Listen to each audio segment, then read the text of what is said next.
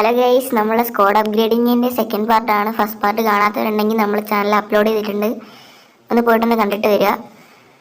Okay, ഇനിയിപ്പോൾ നമുക്ക് രണ്ട് പൊസിഷൻസ് ആണ് കവർ ചെയ്യാനുള്ളത്. ഞാൻ പറഞ്ഞ പോലെ തന്നെ ഒന്ന് സെൻറ്റർ മിഡും പിന്നെ ഒന്ന് നമ്മളുടെ റൈറ്റ് വിങ്ങുമാണ്. കാരണം മെസ്സി എന്ന് പറയുന്നത് നല്ല എക്സ്പെൻസീവ് ആണ്. മാത്രമല്ല മെസ്സിനെ വിറ്റാൽ തന്നെ നമുക്കൊരു 200 മില്യൻ്റെ അടുത്ത് കിട്ടും. സോ അത് വെച്ചിട്ട് നമുക്ക് എന്തായാലും നല്ല പ്ലേയേഴ്സിനെ വാങ്ങാന്നുള്ളത് കൊണ്ടാണ്. ഇപ്പം മെസ്സിൻ്റെ ഈ 102 രൂപയാണ് കിട്ടുന്ന ആ ഒരു പ്രൈസിന് നമുക്ക് വേണമെങ്കിൽ എന്നാ ഒരു 104-ൻ്റെയോ 105-ൻ്റെയോ പ്ലെയറിനെ വേണമെങ്കിൽ വാങ്ങാം, ചീപ്പറായിട്ടുള്ള പ്ലെയറിനെ.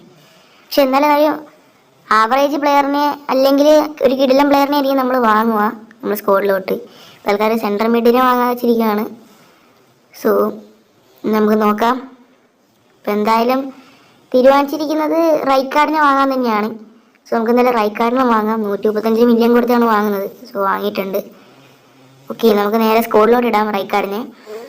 റൈറ്റ് കാർഡ് ബെല്ലിംഗ്ഹാമിനെ റീപ്ലേസ് ചെയ്യുമെന്ന് അറിയത്തില്ല, എന്തായാലും മാച്ച് കളിക്കേണ്ടി വരുമായിരിക്കും. ഓക്കെ, നമുക്ക് എന്നാലും മോഡിസിനെ മാറ്റി നമുക്ക് റൈറ്റ് കാർഡിനെ ഇടാം. റൈറ്റ് കാർഡിനെ ബെല്ലിംഗ്ഹാമിനെ റീപ്ലേസ് ചെയ്യാൻ പറ്റുമെന്ന് തോന്നുന്നു. അല്ല നോക്കാം. ഇനിയിപ്പോൾ നമുക്ക് നമ്മുടെ റൈറ്റ് വിങ്ങും കൂടി ആക്കാനുണ്ട്. സോ നമുക്ക് റൈറ്റ് വിങ് കൂടി സെറ്റ് ആക്കണം. മെസ്സിനെ വിറ്റിട്ട് വരാം പ്ലീസ്.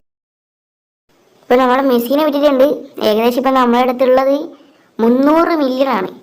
300 മില്യൺ ഉണ്ട്. 300 മില്യൺ എന്തായാലും ഒരു കിടിലൻ ഒരു പ്ലെയറിനെ നമുക്ക് വാങ്ങാൻ പറ്റും. ഓക്കെ, ഇപ്പം ഉള്ള കാർഡാണെങ്കിൽ കുറച്ചുകൂടി നല്ലതാണ്. ഇലാക്കീനെ വാങ്ങണോ? വേണ്ട, ഇലാക്കീനെ വാങ്ങിയാൽ വേണ്ട, പ്രൈസ് ഡിക്രീസ് ആയിട്ടുണ്ടെങ്കിൽ പിന്നെ നമ്മൾ എന്തായാലും ഇടും. നല്ലൊരു പ്ലെയറിനെ തന്നെ നോക്കി വാങ്ങാം. ഫിഗോ ഉണ്ട്, മുസിയാലേനെ നോക്കാം.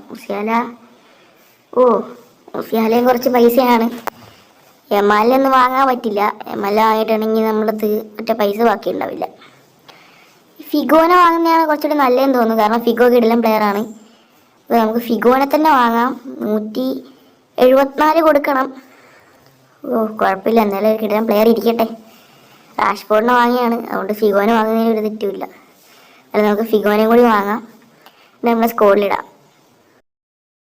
ഓക്കെ, ഇനിയും സ്ക്വാഡ് അപ്ഗ്രേഡിങ് ഒക്കെ വരുന്നതായിരിക്കും. ഇനി നമുക്ക് സെൻറ്റർ ബാക്കും ഗോൾ കീപ്പർ പൊസിഷൻസൊക്കെ അപ്ഗ്രേഡ് ചെയ്യുന്നതായിരിക്കും. ഇപ്പം നമ്മളിപ്പം തൽക്കാലത്തേക്ക് റൈറ്റ് വിങ് ആയിട്ടുള്ള ഫിഗോനെ ആക്കിയിട്ടുണ്ട്. എല്ലാവരും ലൈക്കും സബ്സ്ക്രൈബും ചെയ്യാൻ മറക്കരുത് കേട്ടോ.